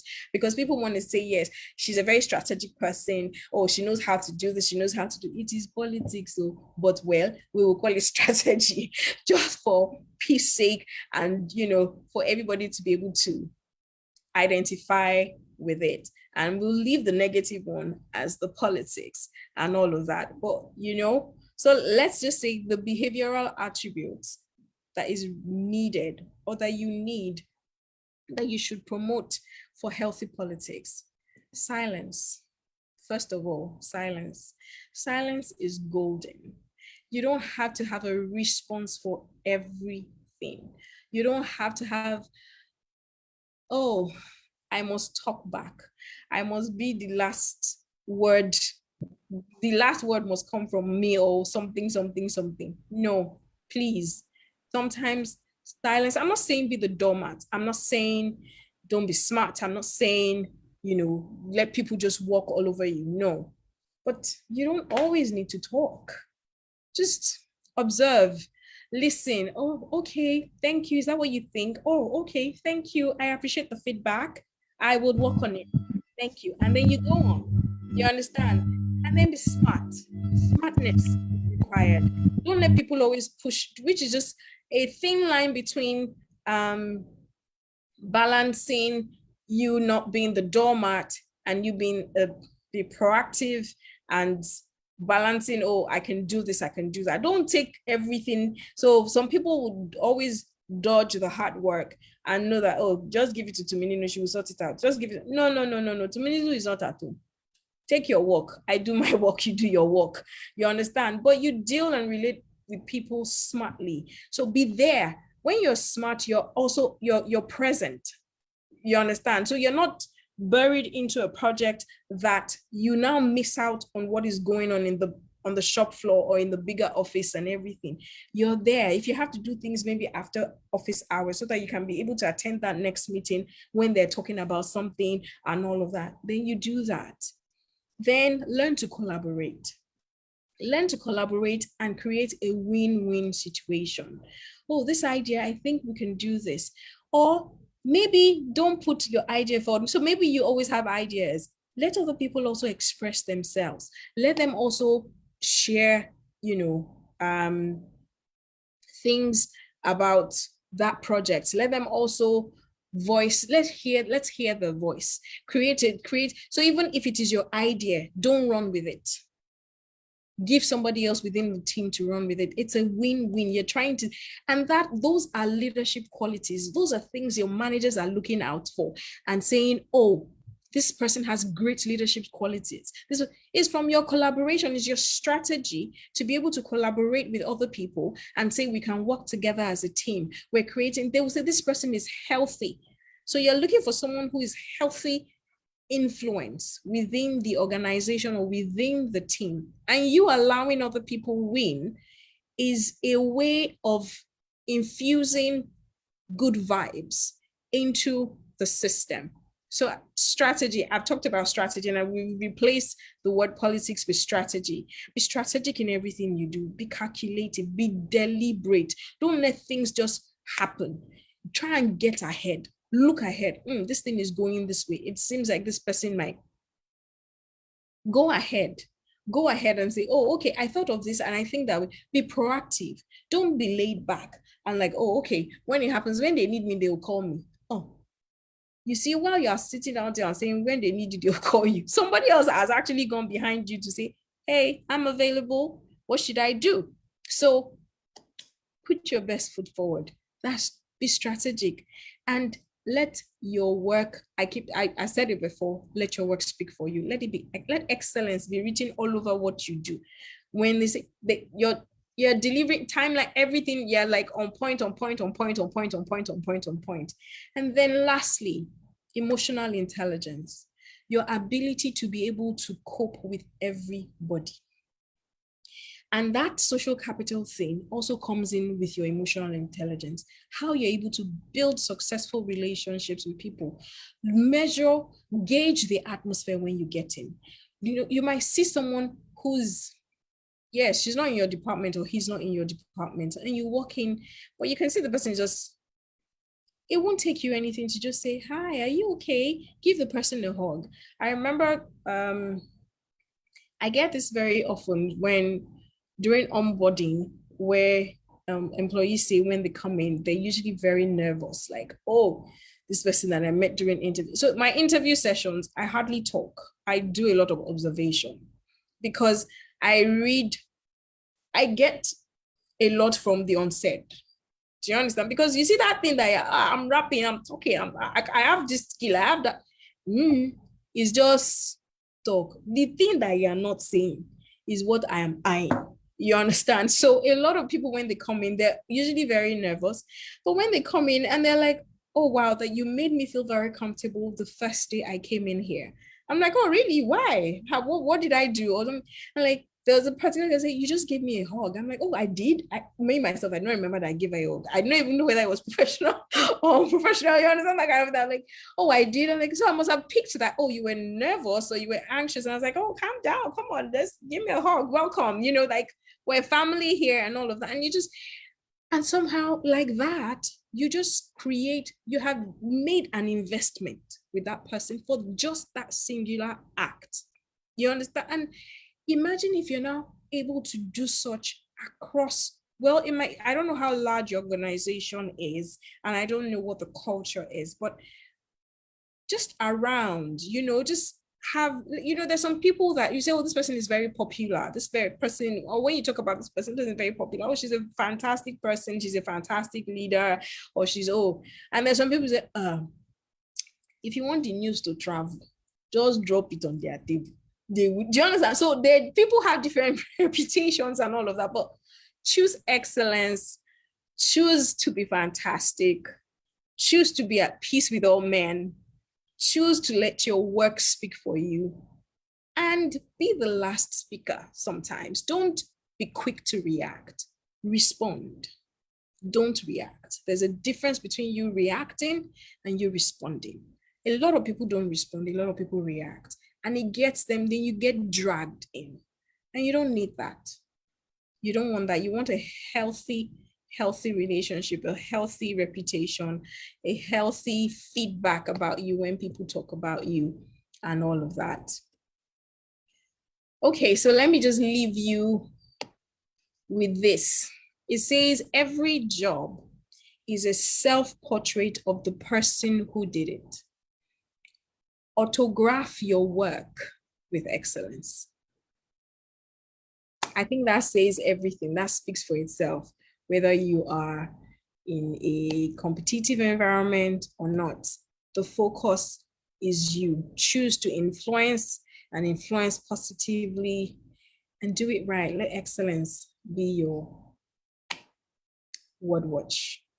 Okay, thank you very much. It's been a honor. Wow, lots of nuggets there. And Victory, are you here now? Hello, Victory.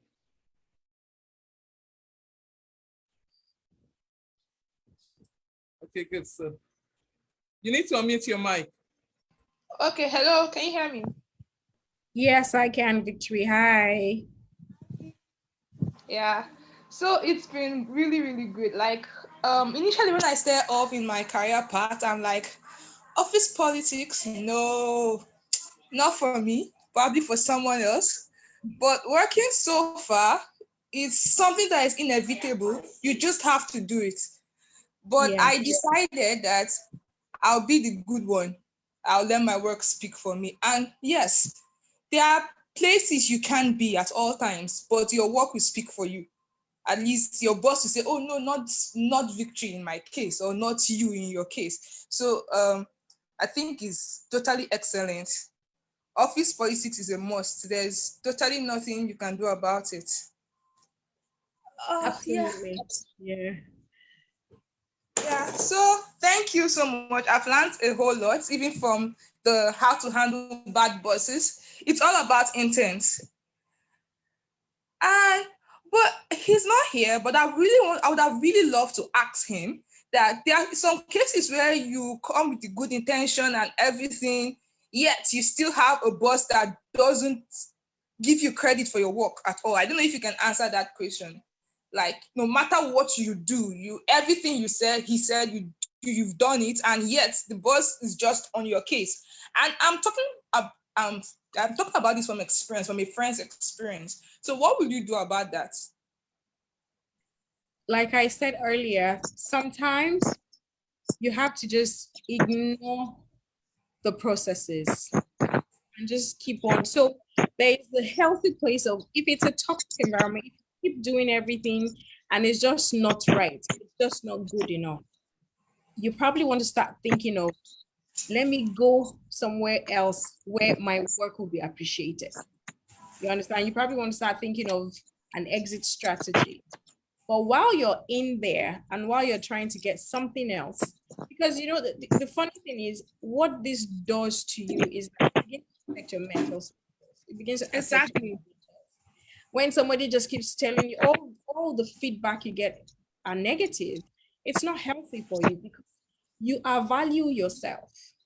So when all you get is someone just playing you down every time, it begins to make you feel like you're actually not valued. But so shift your focus. It's tough, but it's the best you can do for yourself. Shift your focus. Take it off him. Look at the assignment and look at how best you can deliver that assignment. You understand? And sometimes why I also say that you probably have to have social capital is sometimes you know you like that place very much. The values go with your values. You like what you have in place. But the problem is just that, my sister, then maybe you begin to pray that boss out of the picture, right? That's one. Two, make friends. That boss has somebody, there must be somebody that can speak or control that person. Make friends with that person. Just in a nice way, just make comments, maybe at meetings. Just don't say too much. Just very nice, important, intelligent comments, right? At meetings that will make that person notice you. Now, there's of course the notice me kind of, oh, I have something to say, I want to say. No, you have to be smart about it. You know, but intelligently, you can just make like, oh, okay, how about if we did this? Because I remember that, or I pitched it earlier that maybe we can just nicely just drop a hint that I'm intelligent, and then that person begins to notice you. Because what happens when you're silent at meetings and you don't say anything at all, right? And this boss continues to glide over you and everything, is that nobody's going to know that you exist. That's the unfortunate thing. But you want people to know that you exist because you want to stay within that organization. Just nicely make your voice heard. That's all. Okay, thank you, thank you, thank you, thank you. I think I should still ask. Okay, even if there are bad bosses in an organization, right? You could be Yeah. the boss favorite person. Yeah, I've been in that kind of situation where like everybody complains about the boss, but you really have no issues with the boss. But just the way the boss treats other people makes you feel nervous. You're like, oh, the person is nice to me now, but probably the person might change their mind in future, and it gets to you. So what should you do at that point in time? Why is it getting to you? Oh, okay, like for example, it's a one-man business and the boss sucks at will. And so yes, you want to like put the extra. You probably don't have weekends, you probably don't do public holidays, you're always on your phone. You just want, but at the point you get tired because there's really no work-life balance there. Yeah. Yeah, I think I understand what you're saying.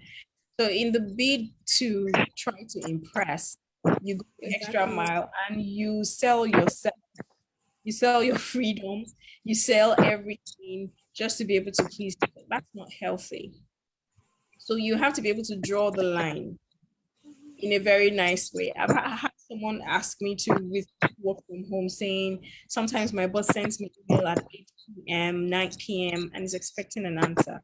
So I said, okay, you've been responding before, right? Yes. Yes, he's been responding before. I said, okay, so let's do this.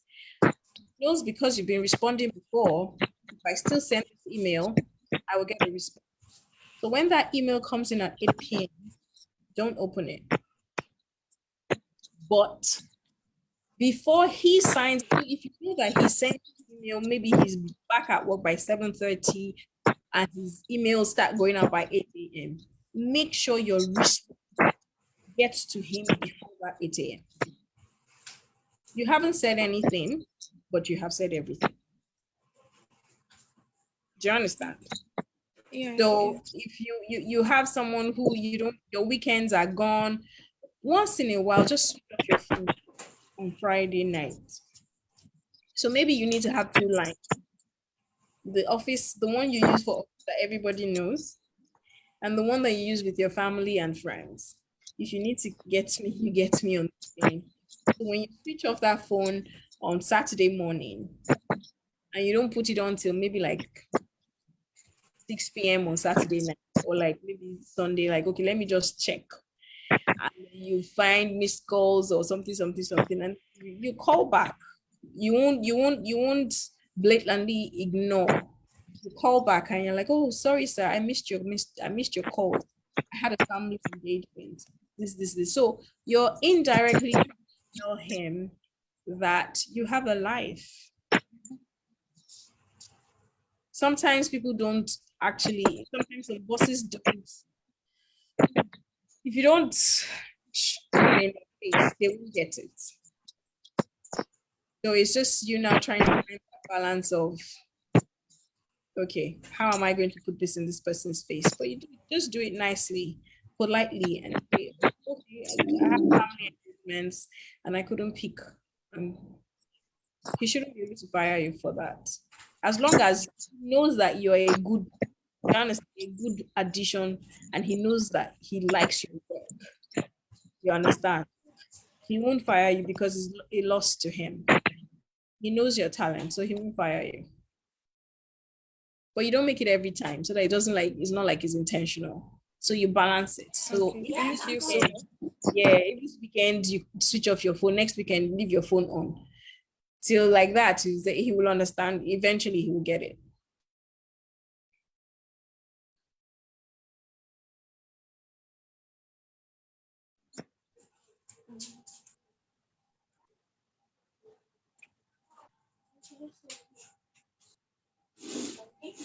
Hello, Victory, we can't hear you. Hello. Okay, I think we are losing Victory. Yeah.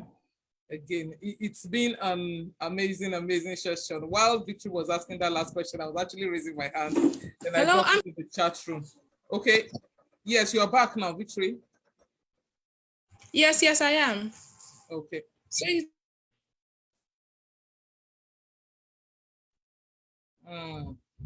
we're losing her. I think we having do we have any other question in the house? So I answered that her presentation was very strategic, so at least I've gotten my answers. Hello? I can hear you, Victory. Yes, I say, is there any other question in the house? You can raise your hands or type it in the chat. I think we're good. Please, we have the feedback form in the chat room. Please take a minute or two to quickly click and fill it. It's 7:30 and it's Saturday evening. We need to respect everybody's time. Wow, amazing presentation.